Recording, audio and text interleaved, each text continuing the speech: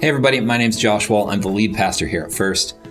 And I'm Cheryl Hulst, a member of the Church Reentry Task Force. We wanted to update you a bit on the work of the task force and what we've been doing and really kind of where we are. The task force was formed over a month ago to talk about how we can safely, appropriately, and in a gracious and hospitable way engage in worship on a public Sunday morning experience again.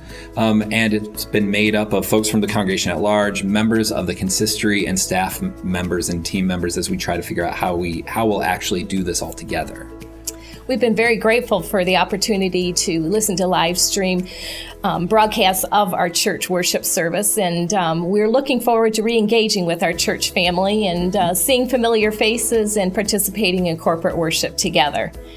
We bathe this process in prayer, looking to be safe as we go about re-engaging as a congregation, and looking forward to that.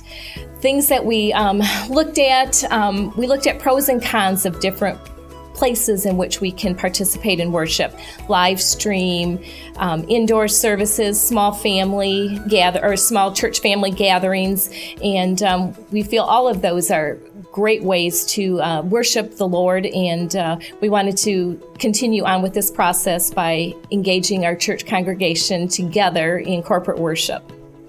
Things will look different as we re-engage. We're going to be putting safety procedures in place, and you'll hear more about those procedures.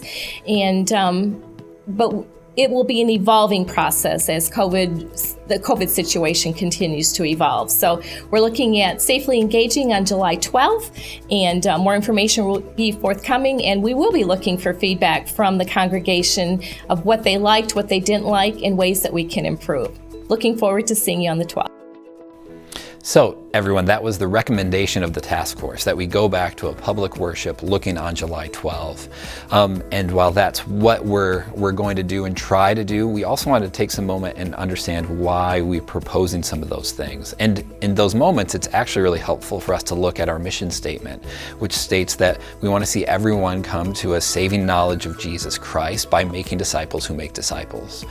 And realistically, I think we need to know and remind ourselves that disciples are people who say what Jesus said and do what Jesus did, right? So the invitation for us is to live a missional life that's directed outwards towards others, to be an ambassador for the kingdom, and to bring peace to the world around us. It's not necessarily about how we worship. Worship is part, but it's not the driving factor. And what is clear is that as we figure out what worship looks like, different families, households, and individuals within the community at First are all going to make different decisions on what feels safe. And that is all okay. Honestly, it's all good. We have different tensions and realities we're all dealing with, from grandparents that are spending time with little babies, to little kids, to retirees, to vulnerable populations. We are all deciding things differently. And that's good, right? That's totally fine. And we want to encourage you to do that. If the digital format that we've been running in for these last few months works for you, if you like sitting in your jams and drinking coffee in your favorite mug on the couch, that's great. Keep doing that. If you find or have found a community that you can gather with and engage with worship that way, where your life can overlap with theirs, that's what the early church did. That feels great too. If those don't resonate and you want to be back for an in-person experience, we're figuring out how we can do that and do it safely. We do know it's not going to be as simple as just turning on a switch. There's still a global pandemic that's going on. We want to do it safely. We want to protect the least of these, and we want to do it in a way that's gracious to our friends and neighbors.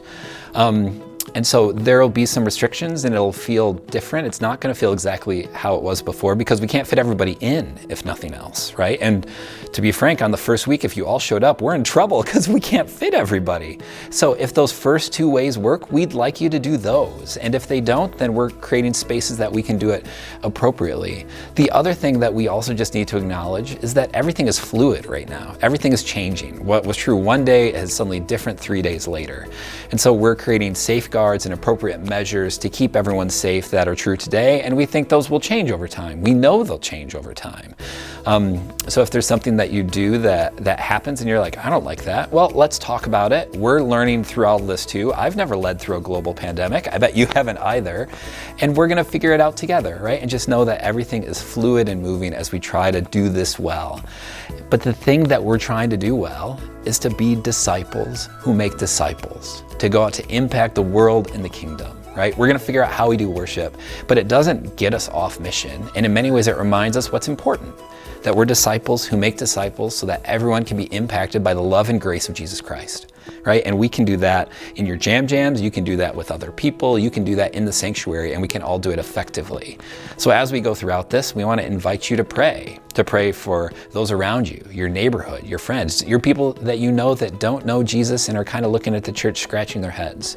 We want to invite you to pray for church leadership and the decisions that we're making now, because to be frank, it's hard. And we want to invite you to pray for revival and renewal, for the Spirit of God to come descend on us individually and collectively, and to make us into disciples, into people that do what Jesus did and say what Jesus said, that we may be a blessing to the world around us, that we may lead everyone to Him, and that everyone can come to know the peace of Christ and to know Christ Himself.